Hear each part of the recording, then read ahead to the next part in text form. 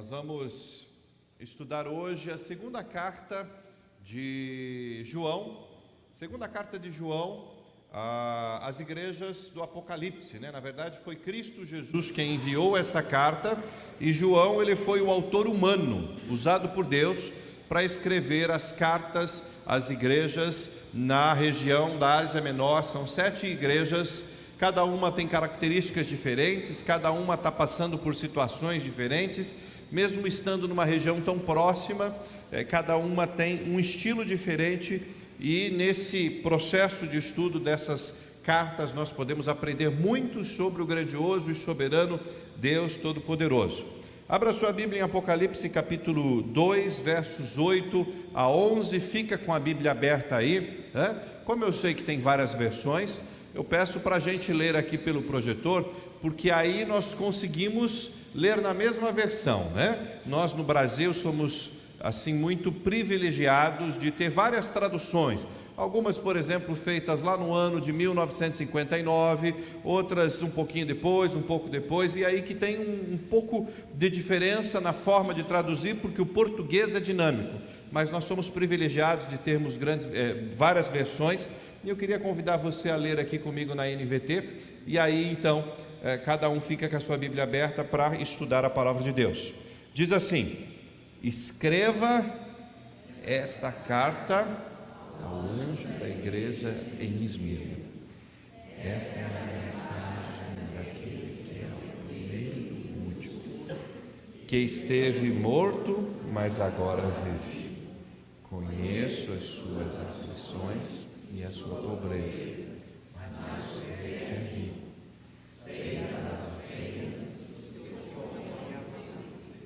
Eles se dizem judeus, mas não são, pois a sinagoga deles pertence a Satanás. Não tenha medo. O diabo lançará alguns de vocês na prisão, e terão aflições por 10 dias, mas se permanecer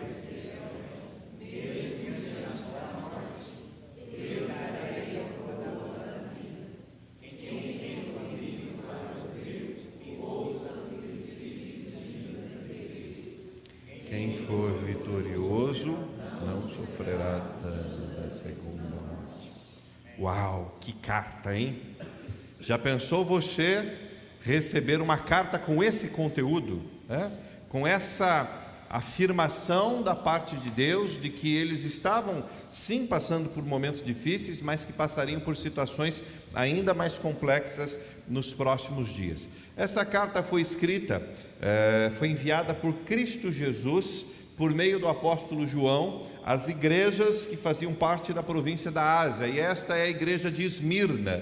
Esmirna também, assim como Éfeso, que a gente estudou na semana passada, era uma cidade grande, uma cidade que tinha um poder, uma importância significativa, né? Era uma cidade da província romana, disputava talvez com Éfeso e Pérgamo o título da principal cidade ali. Ela tinha um pouquinho menos de habitante do que Éfeso, mas ela tinha cerca de 200 mil habitantes. Pensa você, naquela época, cidades com essa estrutura, com essa capacidade, né? Era uma cidade de grande porte. Tinha ali edifícios que atingiam 170 metros de altura e que existem, né, parte da sua estrutura, suas ruínas, até hoje, né, com 170 metros de altura, o que para aquela época, para o uso de materiais que tinha na época, é um grande feito, né? Você construiu estruturas com 170 metros de altura. Também tinha biblioteca pública. Olha que coisa interessante, era uma cidade que gostava da cultura, tinha biblioteca pública e tinha várias praças, ou seja, tinha aquela ideia do pessoal ter o bem-estar na comunidade com várias praças. Tinha também ruas muito bem pavimentadas. Essa é uma das características. Quando o pessoal vai fazer escavação, encontra ali uma estrutura de rua muito bem feita. E ela tinha uma rua que era chamada a Rua de Ouro, porque em partes ela realmente tinha isso, e ela era uma rua muito bem arrumada que cortava a cidade de leste a oeste né? Era a rua principal daquela cidade. Muitas coisas aconteciam em torno daquela rua, né? Muitas das casas das principais autoridades estavam naquela rua que era a principal. E era uma cidade que tinha sua religião, era uma cidade religiosa. Tinha de um lado dessa rua principal, num dos extremos, né? Ela tinha um templo da deusa Cibele, Cipilene, e do outro lado, no outro extremo, tinha o templo a Zeus. Era uma cidade bem religiosa, que tinha os seus deuses, a sua cultura, o seu estilo, e tinha também outra característica de ser extremamente leal ao Império Romano. Desde que o Império Romano começou a conquistar toda aquela região, Esmirna foi uma das cidades mais leais, que não fazia revolta, que não tinha pensamentos discrepantes. Pelo contrário, eles eram extremamente leais ao Império Romano. E hoje essa cidade Izmir e ainda existe na Turquia, né? Com, claro, suas variações, né? Não existe mais assim como aquele centro antigo, tudo vai ficando mais velho, mas existe uma cidade na mesma região, no mesmo local. Inclusive aqui na foto você vê escavações nessa cidade. Mas no meio dessa cidade, dessa estrutura, dessa cultura, havia um povo cristão, um povo que se converteu a Cristo. A igreja que existia lá, nós não sabemos exatamente como foi que eles foram evangelizados. Talvez, e uma das grandes probabilidades é que tenha sido ali fundado na terceira viagem missionária de Paulo, que ele tenha passado por lá e isso não tenha sido anotado, ou que pessoas estivessem, por exemplo, em Éfeso, quando Paulo esteve por lá, aprenderam o Evangelho e foram para essa cidade e começaram a propagar a mensagem do Evangelho no meio dessa cidade, né? Então, era uma cidade que conhecia o Evangelho. Nós não sabemos quem era o fundador, nós não sabemos quais eram as principais pastores que passaram por lá, como a gente apontou aqui na igreja de Éfeso, mas era uma igreja interessante e que tinha outra característica muito marcante. Era uma igreja extremamente perseguida, era uma igreja que tinha muitas dificuldades. Esmirna, os cristãos, eles eram perseguidos. Olha só que situação, né? Como haviam outras religiões, eles iam com muita pressão para cima dos cristãos, tanto o imperador quanto o próprio povo judeu, que por um certo tempo conseguiu manter um bom relacionamento com os imperadores, e aí ele tentava jogar os cristãos, né, como bucha de canhão, para fazer média com os imperadores. Então ela sofreu bastante numa determinada época, e de repente, e é interessante a estrutura das cartas do Apocalipse, porque a estrutura é a mesma, né? Então ela começa aqui apresentando o conselheiro, quem está trazendo a mensagem, quem está trazendo o conselho, quem está trazendo a palavra para essa igreja. E quem é esse? É Jesus Cristo. E ele se apresenta como grande conselheiro, evidentemente, que dá palavras de sabedoria e encorajamento àquelas igrejas, e hoje a igreja de Esmirna. E olha o que o nosso Senhor Jesus Cristo disse: escreve essa carta ao anjo da igreja em Esmirna. Esta é a mensagem daquele que é o primeiro e o último, que esteve morto, mas agora vive. Jesus se apresenta, a hora que ele vai enviar essa carta, com palavras muito interessantes. Ele se apresenta dizendo que ele é o primeiro, que ele já existia antes de tudo, antes de todas as coisas, que ele é o Senhor que já existia desde a eternidade passada, mas que ele também é o último, aquele que existirá depois que todas as coisas se passarem, depois que os imperadores, depois que as autoridades, depois que aqueles que estão sendo duros, cruéis com a igreja, perseguindo se passarem, Jesus Cristo continua. Então ele já começa lembrando aquele povo sofrido, aquele povo que passava por lutas, que era tratado com maldade por causa da sua fé em Cristo. Ele começa dizendo que Jesus é eterno, para eles lembrarem da eternidade. Ei, espera um pouquinho, Jesus existe de eternidade a eternidade. É a Ele que vocês servem, Ele é o Senhor, Ele é o soberano, Ele é o grandioso. E Jesus também aqui se apresenta, além disso, dizendo outras palavras de encorajamento. que é a seguinte expressão: aquele que esteve morto, mas que agora vive, né? Então Jesus, ele começa dessa forma, dizendo esse lembrete para que todos se lembrem quem é Ele, aquele que ressuscitou, aquele que morreu por causa dos pecados, para perdoar pecados na cruz, mas que ressuscitou, que vivo está, que é o grandioso Deus que existe de eternidade a eternidade, que é Jesus Cristo, nosso Senhor, o nosso Salvador. Então, para aquele povo sofrido, passando por perseguição, passando por angústia, sabendo às vezes de irmãos que foram mortos por perseguição, para aquele povo Jesus diz: olha, eu estive morto, mas eu estou vivo. E isso é diferente de tudo o que acontece, porque todos os outros estavam vivos, mas morrerão. O imperador, aqueles que perseguem, aqueles que acusam, aqueles que ficam falando um monte de coisa, aqueles que são cruéis com eles, a história sempre vai ser essa: estão vivos, mas vão morrer, e não demora muito, a vida passa rápido. Mas a história de Cristo é a história daquele que esteve morto, mas que ressuscitou, que vivo está, que é o Senhor e que é o Salvador. Então Jesus se coloca, na maneira dele se apresentar a essa igreja, como aquele que de fato é grandioso, que é poderoso, ajudando eles a refrescar na sua mente e no seu coração a convicção tanto da sua eternidade, de lembrar que eles estão servindo ao Deus eterno, quanto que estão servindo àquele que morreu na cruz para perdoar pecados, mas que vivo está, porque ressuscitou e está sentado à direita de Deus Todo-Poderoso. Jesus é o único que tem essas características para apresentar. Jesus é o único que tem esse perfil para dizer. Todos os outros existem de um determinado ano até um determinado ano, rapidinho. Todos os outros vivem, mas morrem. E só aqueles que estão em Cristo terão a vida novamente, receberão a ressurreição. Então Jesus é o único capaz de dizer isso, e ele lembra aquele povo no meio da luta, no meio da perseguição, no meio da angústia, no meio do risco de vida por servir ao Senhor. Ele lembra que ele morreu, e ele renova a esperança de que eles estão servindo a um Deus grandioso, eterno, poderoso, que é o nosso Senhor Jesus Cristo. Nem essa esperança, evidentemente, de que eles também ressuscitarão com Cristo.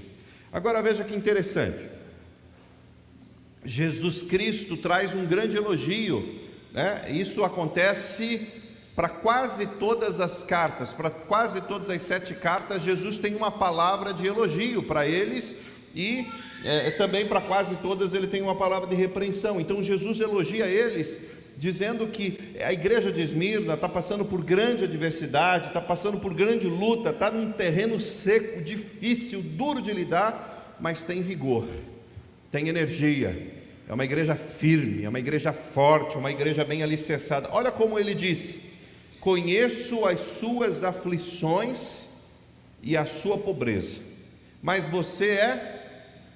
Olha que interessante, eu conheço, Jesus Cristo falando, eu conheço, eu sei bem o que é isso, eu conheço suas aflições e sua pobreza, mas você é rico, sei da blasfêmia dos que se opõem a vocês, e eles se dizem judeus, mas não são, pois a sinagoga deles pertence a Satanás. Então veja só nesse elogio o que Jesus está dizendo.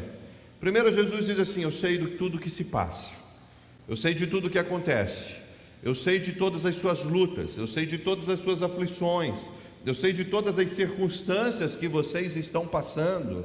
Essa igreja sofria perseguição, ela, por causa da lealdade do povo ao Império Romano. Quando o imperador decretava para tratar cristão com crueldade, eles estavam assim entre os primeiros que tratavam com crueldade. Então eles sofriam demais por causa disso, e diante dessa questão Jesus diz: olha, eu sei, eu conheço, eu estou vendo o que está acontecendo, não estou longe, não estou distante, não abandonei vocês, eu sei de tudo o que se passa no meio de vocês, né? Eu sei que estão queimando casas, eu sei que estão apedrejando pessoas, como aconteceu muitas vezes nessa região, né? A igreja vivia uma fé, os cultos não eram assim, os cultos eram escondidos, de forma oculta, na casa de um, no cemitério lá, aonde as pessoas pudessem nem desconfiar que estava tendo uma reunião. Ali eles se reuniam para louvar a Deus, para orar, para interceder uns com os outros e para aprender, estudar a palavra de Deus, né? A igreja vivia dessa maneira, de forma oculta, em locais que não chamassem atenção e não podiam chamar. Mas uma coisa interessante é que Cristo está vendo. E o que nós precisamos saber é que é cruel, é que perseguição é dura, é pesada. Uma das coisas mais assustadoras que eu vejo como pastor de quando em quando são pastores orando por perseguição, porque eles começam a dizer: não, a igreja não leva Deus a sério, a igreja não caminha bem, oxalá se Deus mandar a perseguição, que mande para eles, não para nós aqui. Porque não é a perseguição que faz um cristão. O que faz um cristão é um compromisso com Cristo. E você vai perceber ao longo dessa série de mensagens que tem igreja que estava no meio complicado também em relação a outras coisas, mas tinha um compromisso sério firmado com Cristo Jesus, no nosso Senhor, o nosso grandioso Salvador, né? Jesus, o soberano, grandioso, não se esquece das suas igrejas. Posso garantir para você que Ele não se esquece dos irmãos que estão louvando a Deus na China. Ele não se esquece daqueles que estão no Paquistão com medo danado do Estado Islâmico tomar conta daquela região. Eles não esquecem dos poucos que existem no meio do Estado Islâmico. Eles não esquecem daqueles irmãos que fazem parte da Coreia do Sul. E quando percebem que o vento está favorável, eles amarram Bíblia em balões de gás hélio para que o vento sopre e leve para lá, e alguns recebam essa palavra e possam ler a palavra de Deus. Deus não se esquece de nada disso. Deus conhece as lutas, as aflições, os problemas, e às vezes a gente está no maior conforto, na maior tranquilidade, podendo louvar a Deus com um sonzão. Não tem problema com o vizinho aqui, não tem problema com o vizinho ali, não tem problema nenhum de perseguição. Mas a gente não tem aquele vigor, aquela energia, aquele ânimo de perceber que privilégio, bênção maravilhosa pertencer a tudo isso, fazer parte de tudo isso. O imperador romano estava pegando pesado. Algumas cidades, como foram conquistadas e não eram legitimamente romanos, assim, recebia daquele jeito que o pessoal recebe às vezes as leis de trânsito, assim, não leva muito a sério.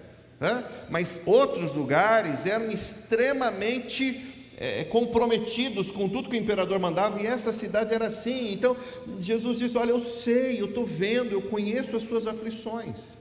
E aí Jesus Cristo diz assim, que ele faz uma avaliação diferente. Os outros chamariam: poxa, mas que igreja sofrida, poxa, mas que situação, poxa, mas não tem nada, poxa, eles não têm nem tempo, não tem nada, né? Era uma igreja pobre. Mas Jesus diz: não, mas vocês são ricos. Olha que interessante, era pobre porque não tinha templo, mas era rica porque tinha amor. Era pobre porque seus membros, muitos deles tiveram que deixar as coisas para trás, porque o pessoal sabia: olha, ali tem um cristão. Então eles iam, começavam a perturbar a vida, às vezes punham fogo nas suas casas, e eles tinham que sair e talvez encontrar outro e ser acolhido até que descobrissem da mesma forma.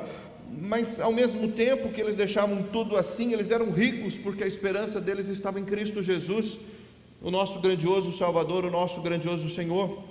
Eles eram pobres porque não tinham dinheiro, mas eles eram ricos porque tinham fé no Deus verdadeiro, não aquele tipo de fé que diz assim: olha, se você vier a Cristo, Ele vai te dar bem. Aí você vai a Cristo, eu brinco que é um mal necessário, porque você quer dinheiro, você quer bem, você quer prosperidade, você quer isso. Aí você vai na Cristo, já que eu não consigo ganhar na bolsa de valores, já que eu não consigo ganhar não sei em que tal investimento, já que eu não consigo ganhar nisso, então eu vou para Cristo. Não é nesse sentido. A fé deles era aquela fé que estava vendo tudo desmoronando à sua volta, mas havia uma esperança, havia uma convicção, havia uma certeza, e essa certeza estava em Cristo Jesus, o nosso Senhor, o nosso Salvador. Aos olhos humanos, né? O que constitui a riqueza e a pobreza são dinheiro e bens. Aos olhos de Deus, o que constitui riqueza é de fato a fé, a esperança, o amor, o temor a Deus e os exercícios espirituais. Então eles eram profundamente ricos, porque eles eram profundamente convictos do seu Salvador, porque eles eram profundamente cheios de esperança, porque eles eram aquelas pessoas que sabiam que Jesus deu a vida por eles e se sentiam orgulhosos por estarem sendo perseguidos como Cristo Jesus foi perseguido. Eles eram felizes dentro dessa situação e Jesus sabia, olhava, e o avaliar dele, a maneira de avaliar não é igual ao olhar humano. Ele diz assim: é pobre, todo mundo diz que é pobre, mas na verdade vocês são ricos, porque não se avalia pelos bens. A igreja não se torna melhor por causa dos seus prédios, por causa das suas instituições, de tudo que traz certo conforto. A igreja se torna melhor quando anda com Cristo e leva a Deus a sério de fato. E é isso que nós encontramos naquela igreja sofrida, naquela igreja que passava por lutas, né? Então talvez as melhores igrejas nos dias de hoje estejam na Nicarágua, na Coreia do Norte, talvez na China, no Estado Islâmico, de pessoas que sabem que a fé em Jesus vale mais do que a própria vida, mais do que o seu ser. Eu vi esses dias naquele grupo Portas Abertas, que cuida, que tenta providenciar missionários e levantar recursos para a igreja perseguida, que manda material, uma matéria falando de uma criança de 2 anos que recebeu prisão perpétua na Coreia do Norte, porque seus pais se declararam cristãos, os seus pais foram mortos, e a criança recebeu prisão perpétua. 2 anos. 2 anos.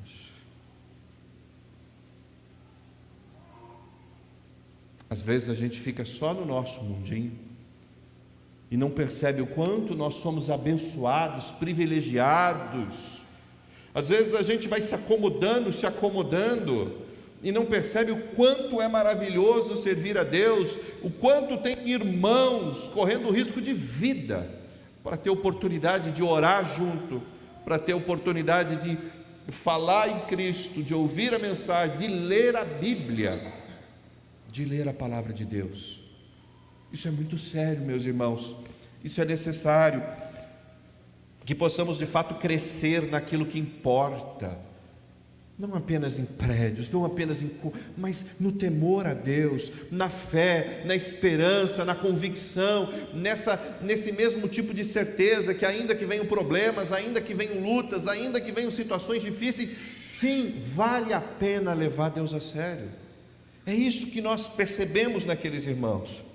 Jesus também conhece o coração daqueles que se opõem à igreja. Ele diz assim: olha, sei da blasfêmia dos que se opõem a vocês. Jesus os classifica como blasfêmia, ou seja, estão falando mal de Deus, ou falando mal das coisas de Deus, falando mal de servos do Senhor, falando mentiras sobre o seu povo. Jesus conhece, Jesus sabe cada coração. Eles tinham conceitos falsos sobre o próprio Deus, falsos sobre religião. Eles achavam que estavam certos perseguindo. Eles eram como Paulo, que tinha alegria de perseguir. O Império Romano vinha soltando leis proibindo certas coisas, e eles faziam questão de ir lá e dedurar. Ontem a gente foi à casa do Aline e do Alessandro à tarde, e o João estava brincando com a Lívia, e assim me chamou muita atenção, porque o João estava dedo duro de vez em quando. A Lívia fazia qualquer coisinha: olha, ela fez isso, olha, ela fez aquilo, e era isso, exatamente isso que eles estavam fazendo. Os judeus estavam igual criança, dizendo: olha, eles estão lá, eles estão indo lá se reunir em tal lugar, e entregando ao Império Romano para que fossem mortos. A igreja de Esmirna passava por delatores que tentavam complicar a vida, mas Deus estava vendo, Deus conhecia, Deus sabia, Deus sondava os corações.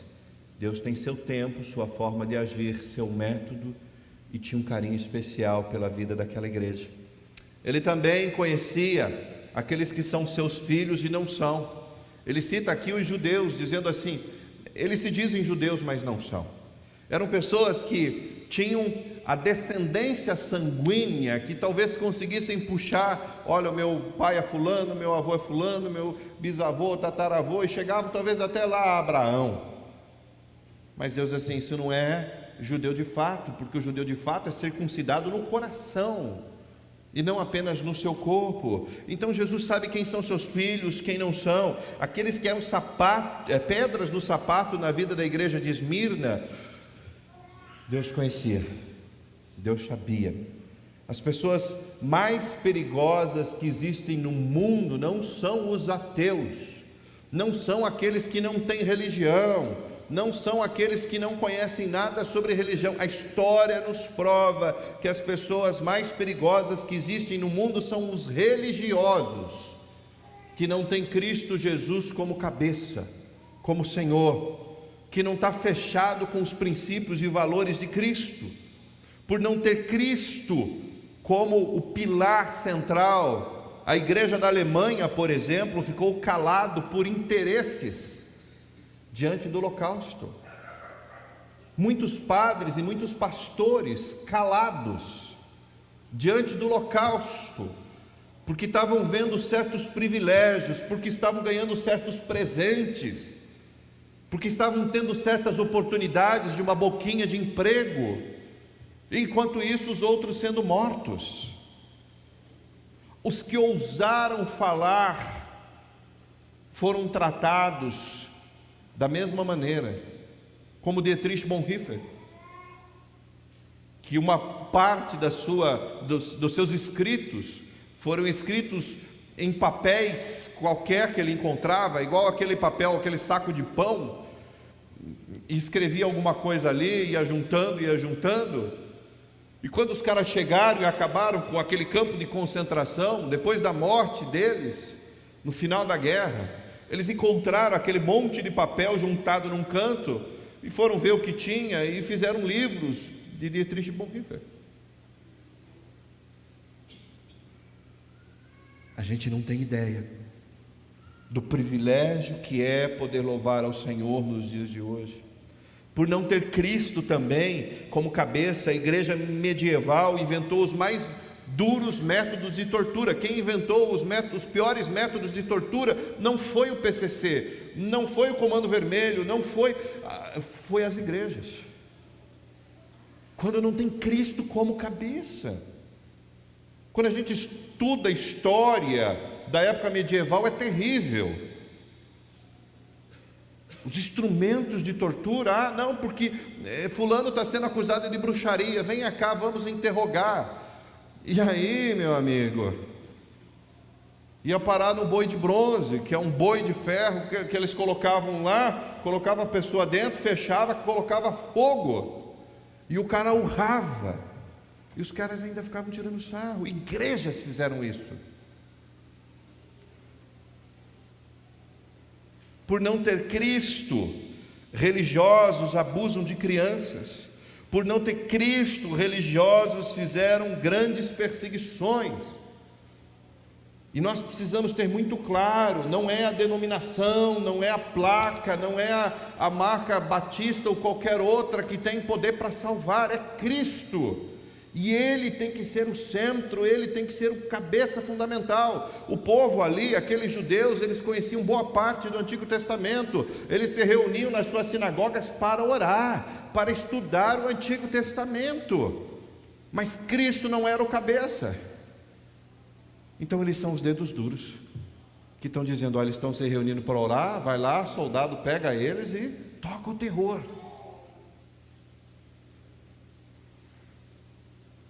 O ser humano é cruel por natureza, mas o ser humano religioso é mais cruel ainda. O único que tem o coração transformado, que pode amar o próximo, que pode realmente ter atitudes de amor, é aquele que tem Cristo como cabeça da sua vida. Aquele que submete os seus instintos, as suas vontades, os seus impulsos à autoridade de Cristo. Se tira Cristo da história, não adianta igreja, não adianta religião, não adianta livro, não adianta nada.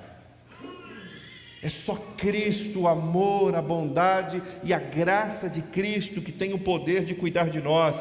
E aqueles irmãos estavam passando por lutas por causa de outros que diziam adorar a Deus. E Jesus sabe quem são seus filhos e quem não sabe, quem não são. E eu diria para você que apesar das placas, da história e da tradição, Jesus também conhece as igrejas que realmente pertencem a Ele ou não. Pensa num negócio tradicional, sinagoga. Existia de tantos e tantos anos atrás, tem uma história bonita, foi fundada assim de uma maneira bonita, para louvar a Deus, para adorar a Deus, mas ela foi se desviando, e agora ele tem toda a bagagem histórica. Nós somos o povo da tradição, tem até a Bíblia na mão, nós temos aqui o Antigo Testamento, né? Eles têm ali toda eu nasci na igreja, meu avô era dessa igreja, meu bisavô era dessa igreja, eu quero morrer nessa igreja também. Eles tinham tudo isso, mas eles não tinham Cristo. Isso significa que eles não tinham nada. E Jesus olha para a igreja deles e diz assim: é a sinagoga de Satanás. Não é uma igreja como algumas que ele vai citar aqui, que estão precisando de um puxão de orelha para se ajustar. É mais do que isso. Jesus olha e diz: olha, é a sinagoga de Satanás, é ele que é o dono, é ele que é o líder. Porque conheciam alguma parte, mas não tinham o principal, e foram cada vez mais se desviando, seguindo regras criadas. O ser humano, a igreja, o religioso é campeão para dizer regras. Você pode isso, pode, não pode aquilo, é sempre assim, é no tipo de regra, quando na verdade nós devemos nos inspirar e aprender em Cristo, e Ele é a motivação, a inspiração e aquele que altera de fato a nossa vida. Então a igreja verdadeira é a igreja que tem Jesus como seu cabeça, como seu líder, como seu Senhor, como aquele que manda, quem manda é Jesus. Os irmãos que estão mais próximos aqui sabem que eu não mando nada. Eu sugiro de quando em quando, mas eu não mando nada. E eu gosto disso, porque quem tem que mandar é Jesus. Olha, tem coisas às vezes que eu tenho que pregar aqui que eu não prego também, não era exatamente isso. Quando eu pego uma carta igual Romanos, tem coisas que talvez eu diga: não, isso aqui é muito pesado, o pessoal vai ficar machucadinho, é melhor eu não falar para não magoar as pessoas. Mas como quem manda não sou eu pego o texto bíblico e vou seguindo, porque quem manda é Ele. É assim que deve ser a nossa vida. Se nós desviarmos os olhos um dos outros, porque eu sou isso, aquele é fulano assim, aquele é desse jeito, né? Se a gente se desviar dessa tradição, simplesmente, que às vezes se apega mais à tradição do que à vida do Espírito Santo, e obedecer a palavra de Deus com sinceridade do coração, nós sempre seremos guiados pelo caminho certo. Mas se a gente ficar se apegando a coisas e deixando Cristo Jesus de lado, nós cada vez mais vamos trilhando, inclusive é suave, é lento, vai para o caminho da perdição. Os judeus é um exemplo, foi lento, foi devagar, às vezes demora 1, 2, 3, 4 gerações. Mas tem que ter o pilar, porque senão ele vai se desviando. Se você se desviar aqui da porta, do caminho da porta, apenas 5 graus, aqui não é nada da onde que eu estou saindo, mas lá na frente é uma diferença enorme. Cuidado com isso. Cristo é o cabeça, Cristo é o Senhor, Cristo de fato tem que ser tudo para nós. E uma coisa que me chama muito a atenção nessa igreja de Esmirna é isso aqui. Qual que é a estrutura das cartas do Apocalipse? A estrutura é a seguinte: em todas Jesus se apresenta, e Jesus se apresenta como o conselheiro da vida da igreja. Em todas Jesus faz um elogio, e certo para a igreja de Laodiceia, porque ela não tinha motivos para elogio, ela só tinha motivos para puxão de orelha, então não tem elogio para Laodiceia. Para todas Jesus faz uma repreensão para corrigir o caminho, porém para a igreja de Esmirna não tem repreensão. Não tem puxão de orelha. É a igreja que está mais, eu não sei porquê, o pessoal não coloca, vamos ser a igreja de Esmirna, porque tem medo da borrachada, talvez, né? Mas é a igreja que Jesus olha, com aquele olhar, eu diria para você assim, de alegria, de contentamento. Não tenho que puxar a orelha deles, não tenho que repreender, eles estão sérios, eles estão comprometidos, eles estão sofrendo, mas do jeito certo. Então não tem repreensão para eles. E isso é muito interessante, porque todas as demais igrejas têm. E por que não tem repreensão? Porque a atitude deles era de imitação de Cristo Jesus. A maneira deles encarar, eu tenho convicção que era a maneira que Jesus Cristo encarou. Eu tenho absoluta certeza que eles oravam por aqueles que lhe perseguiam, como Jesus ensinou.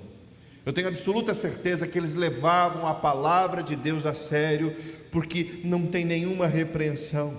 Era uma igreja sofrida aos olhos humanos, era uma igreja pobre aos olhos humanos, era uma igreja perseguida, sentia na pele a dor, era uma igreja que sofria constantemente por causa dos X9 que tinham por lá, era uma igreja que passava por lutas, mas eram fiéis a ponto do nosso Senhor Jesus Cristo olhar e dizer: vocês são ricos, eu não tenho motivos para repreendê-los. Então ele pula dessa estrutura que faz presente em todas as cartas, ele pula a repreensão. Não é a ausência de problemas que faz com que a gente seja fiel, não são a ausência de luta que faz com que a gente seja fiel. Apesar das lutas, apesar dos problemas, apesar das dificuldades, apesar da saúde, apesar de tantas coisas que podem se colocar na nossa vida como adversidade, nós precisamos ter os olhos focados em Cristo e imitar a Cristo Jesus. Se você simplesmente ficar esperando aquela vida perfeita para adorar direito a Cristo, sinto muito, ela nunca vai acontecer. É mais ou menos assim: não, hoje eu sou jovem, não, agora o meu foco é vestibular, mas quando eu passar no vestibular eu vou levar Deus a sério. O pessoal fala: vou servir a Ele. Aí passa o vestibular, o cara: não, mas agora tem muita prova, está muito difícil, não sei o que. Quando eu me casar, aí eu vou ter aquela vida de paz, aquela vida de tranquilidade, casado, sossegado. Aí então eu vou adorar a Deus. E eu conto ou vocês contam que a vida de casado não é bem paz e tranquilidade, não? Tem as suas lutas, e aí o cara cai na vida de casado e começa: não, agora eu tenho que cuidar da família, agora eu tenho que correr, porque tem que isso, tem que aquilo outro, mas quando eu arrumar um emprego bom, aí eu vou adorar a Deus. E daqui a pouco ele tem um emprego bom, e aí ele fala: não, mas agora exige muito de mim, eu tenho muitas metas para cumprir, eu tenho muita coisa, mas quando eu me aposentar, aí eu vou adorar a Deus. Aí o cara se aposenta, a esposa já tem guardado ali para consertar a casa um monte de coisa, vai 3 anos de trabalho só para acertar as coisas de casa, aí tem mais isso, tem os filhos, tem os netos, tem tudo. E se não levar a sério, aí a gente percebe que não dá para dizer: quando eu estiver no caixão eu vou levar Deus a sério. Isso simplesmente não existe. Não espere a sua vida ficar do jeitinho que você quer. Esses irmãos tinham tudo o oposto do que a gente queria: luta, perseguição, problema, financeiramente falando, era sem recurso, não tinha um prédio para adorar a Deus, não tinha um local para se reunir, tinha que se reunir embaixo de árvore, em túmulos, em casas, escondidos, mas eles levavam Deus a sério, a ponto de Jesus olhar, ficar feliz e não dar uma repreensãozinha sequer, um puxãozinho de orelha sequer. É assim que eles andaram, é assim que eles seguiram, E nós precisamos lembrar que ainda que a gente tenha lutas, ainda que tenha problemas como ele, nós precisamos nos animar, porque Jesus deixou muito claro: eu lhes falei tudo isso para que tenham paz em mim. No mundo vocês terão aflições, contudo, animem-se, tenham bom ânimo, encarem com bom ânimo, pois eu venci o mundo. Ou a palavra de Deus que nos diz em Romanos: quem nos separará do amor de Cristo? Será que são as hipóteses que ele levanta? Primeira hipótese: será que é aflição? Segunda hipótese, será que é calamidade, perseguição, fome, miséria, perigo ou ameaça de morte?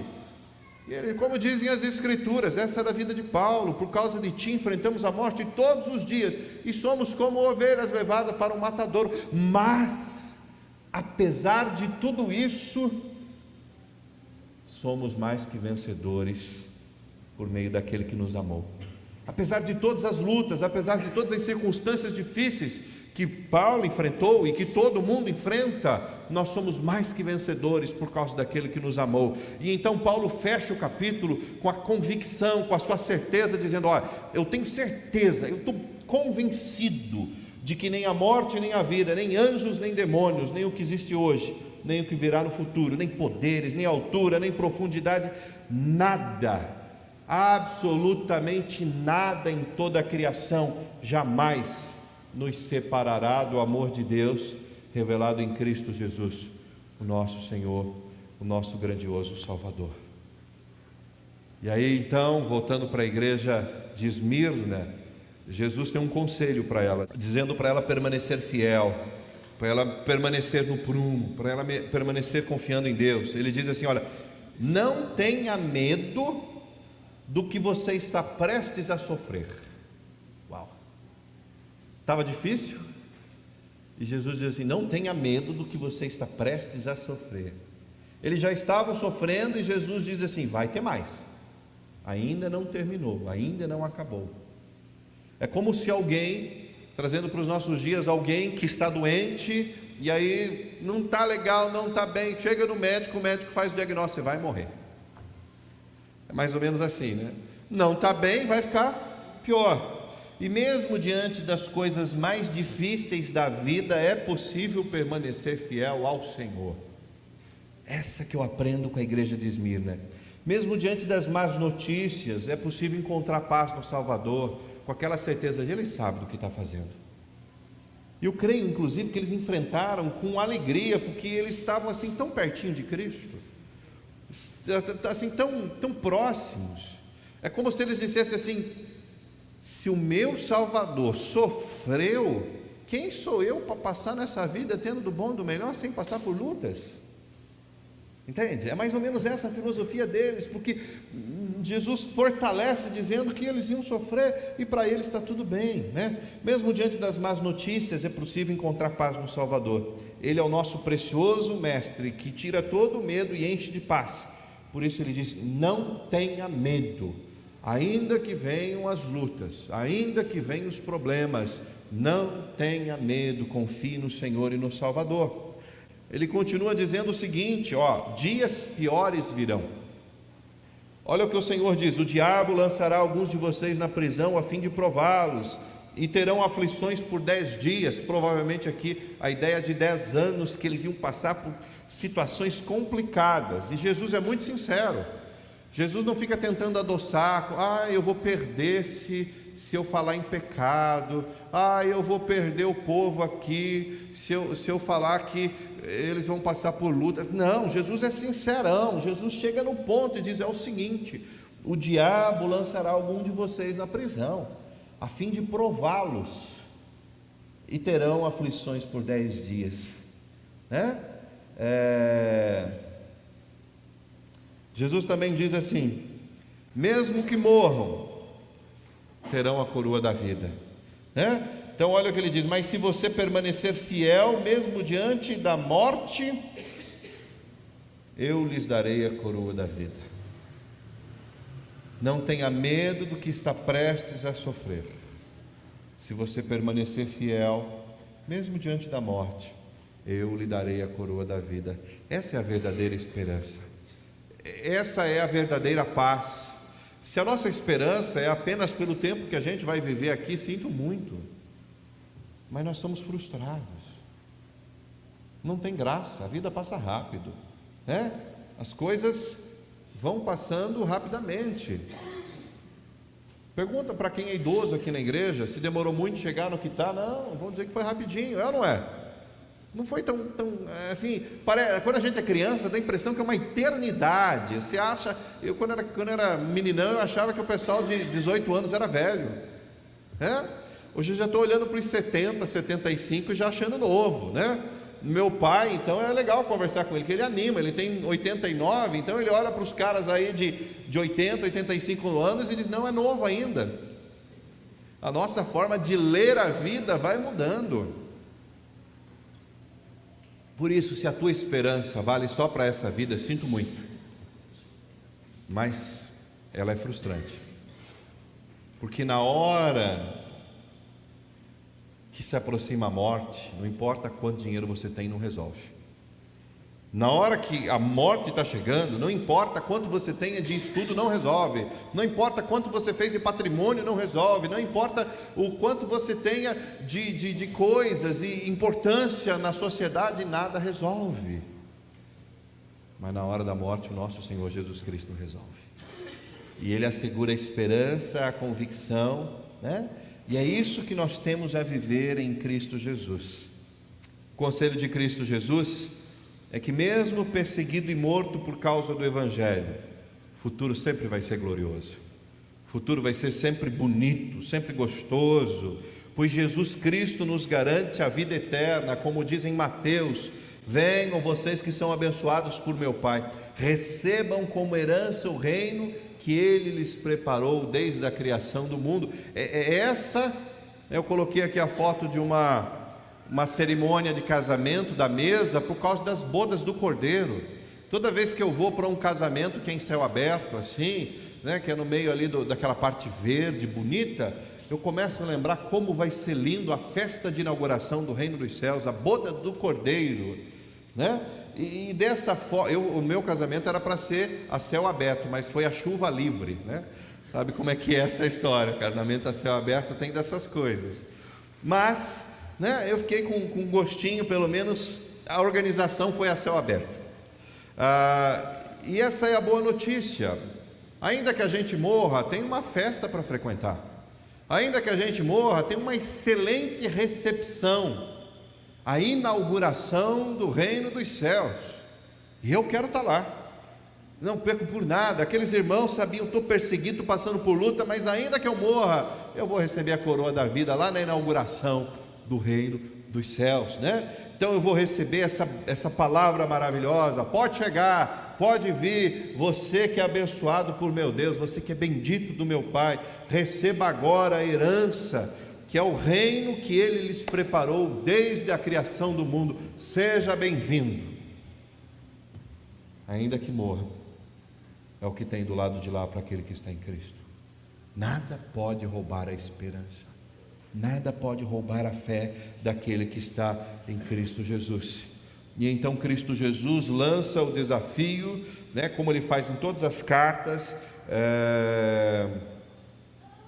Só para registrar essa foto aqui, é a foto de irmãos da Etiópia, que após terem as suas casas queimadas por serem cristãos, correram, fugiram, foram acolhidas por outros cristãos, e a primeira coisa que eles pediram, segundo a informação, é a Bíblia para ler. Isso aqui também é da Portas Abertas, que trabalha bastante com a igreja perseguida, né?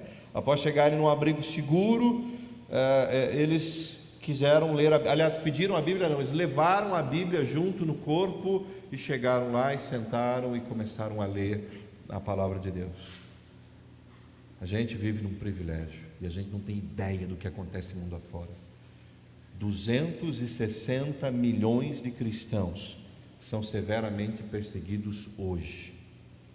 260 milhões de cristãos, mais do que todos os habitantes do Brasil. E Deus diz, então, voltando aqui: quem tem ouvidos para ouvir, ouça o que o Espírito diz às igrejas. Quem for vitorioso não sofrerá o dano da segunda morte. Essa é a bendita promessa. O vitorioso não é aquele que vai levar tudo bem, não vai ter problema, não vai ter luta. O vitorioso é aquele que muitas vezes passa por luta, mas não vai sofrer a segunda morte, né? Quem é o vencedor? É aquele que permaneceu fiel, confiando, depositando sua esperança no Senhor, mesmo em meio a lutas, mesmo em meio a adversidades, mesmo em meio a problemas de saúde e tantas outras coisas que acontecem. né? Esse é o nosso Senhor que nos assegura vida eterna, feliz ao lado de Deus. Por isso eu desafio você a orar e se colocar diante de Deus em oração. Uma das coisas que nós precisamos aprender é agradecer pelo privilégio que nós temos de viver num mundo onde a gente tem a liberdade para professar a nossa fé sem problema, que a gente pode cultuar a Deus, mas ao mesmo tempo não deixe com que seu coração se acomode com conforto. Peça a Deus que derrame a sua graça e que lhe sustente na caminhada para permanecer fiel, porque é fácil deixar de ser fiel quando as coisas estão indo bem. É fácil se deixar seduzir quando está tudo em ordem. Cuidado com isso.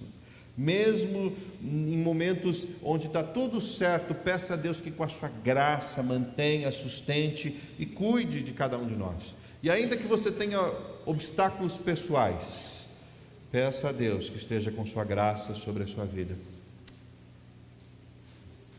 E acho que nós temos um dever moral, ou um dever espiritual, de orar pelos irmãos que fazem parte da igreja perseguida. Nós precisamos fazer mais isso. E eu convido você a orar ao Senhor neste momento. Querido Deus, bondoso Deus, quando a gente para meditar, ó Deus, sobre essas questões, é realmente impressionante, Pai, o privilégio que nós vivemos aqui no nosso país, de poder acreditar no Senhor sem perseguição, de poder, ó Deus, ter um espaço, cadeiras, luz bem iluminado, para poder meditar na Tua Palavra, de poder, ó Deus, a louvar com portas abertas, sem preocupações se haverá alguém para matar, para perseguir. Nós usufruímos de um privilégio tão grande, e às vezes, ó Deus, a gente nem para agradecer. Ajuda-nos, ó Pai, a percebermos mais o quanto tem irmãos que são fiéis, que são verdadeiros, que são íntegros, mas que não têm esse privilégio porque o mundo é mau, porque o mundo jaz no maligno. Ajuda-nos, ó Deus, a não esmorecermos. Não deixa com que o conforto, a tranquilidade roube de nós, ó Deus, a nossa esperança. Derrama a sua graça sobre a vida de cada um, que sejamos comprometidos com a Tua Palavra, como aqueles irmãos eram, apesar dos contextos serem totalmente diferentes, ó Deus. Que o Senhor esteja sobre nós, que a Tua boa mão esteja sobre a nossa vida, nos ajudando na caminhada, nos mantendo a nossa fé, mantendo a nossa esperança, ó Deus, nos ajudando a evoluir no amor, conforme a Tua Palavra nos ensina, Pai. Ajuda-nos, ó Deus, de maneira individual. Há irmãos que muitas vezes passam por lutas, por questões com filhos, por questões de saúde, por questões nas suas finanças e tantas outras áreas, Deus. Que a Tua graça bendita esteja presente, sustentando, cuidando, protegendo, e de maneira muito especial, trazendo as convicções de que vale a pena andar com o Senhor, de que vale a pena permanecer fiel, de que vale a pena se entregar de corpo e alma aos princípios e valores que o Senhor nos ensina na Tua Palavra. Querido bondoso Deus, nós oramos por aqueles irmãos que não têm o privilégio, Pai, de viver num ambiente confortável, que passam por lutas, que passam por perseguições, que sofrem, ó Deus. E o Senhor sabe quanta gente espalhada pelo mundo existe assim, ó Pai. Mas nós clamamos e pedimos para que a Tua boa mão esteja presente, como foi ao longo da história, ó Deus, que aquele sangue derramado se multiplique de tal forma, ó Deus, que, como diz o historiador, que o sangue de cristão era semente, e cada testemunho de alguém levando o nome do Senhor a sério, apesar da morte, apesar da perseguição, apesar de tantos problemas, possa ser, ó Deus, o terreno fértil para que muitos se rendam e se convertam ao Teu santo e poderoso nome. Esteja de forma especial, ó Deus, com os irmãos que fazem parte do Estado Islâmico e que estão passando por situações complicadas. Abençoa, Deus, os irmãos do Afeganistão que estão com medo do Estado Islâmico progredir sobre o estado deles, ó Deus, ajuda-os. Abençoa, Pai, aqueles que estão na China, passando por lutas também por causa do Evangelho. Rogamos, ó Deus, por aqueles que fazem parte também aqui na América, na Nicarágua, que estão sofrendo. Que o Senhor, ó Deus, esteja com tua boa mão sobre a igreja perseguida. Que o teu olhar bendito e maravilhoso esteja sobre a vida de cada um. Que o Senhor, ó Deus, esteja renovando essa fé, essa esperança, que o Senhor dará a coroa da vida a cada um deles.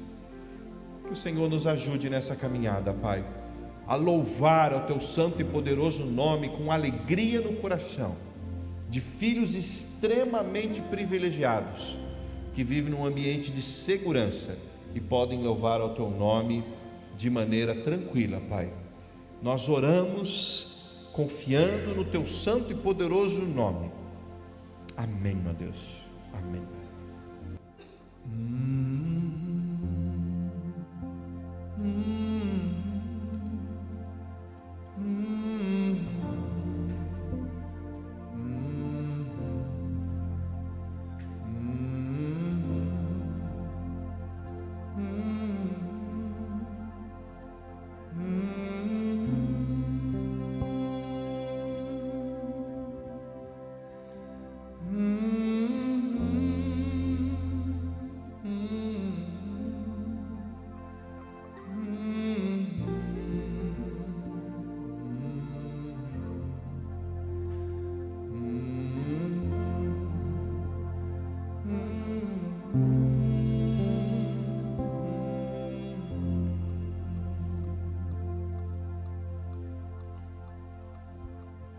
Jesus na cruz me libertou, meu Salvador me resgatou, e como chuva Ele me encheu com seu amor, infindo amor. Jesus na cruz me libertou, meu Salvador me resgatou, e como chuva Ele me encheu com seu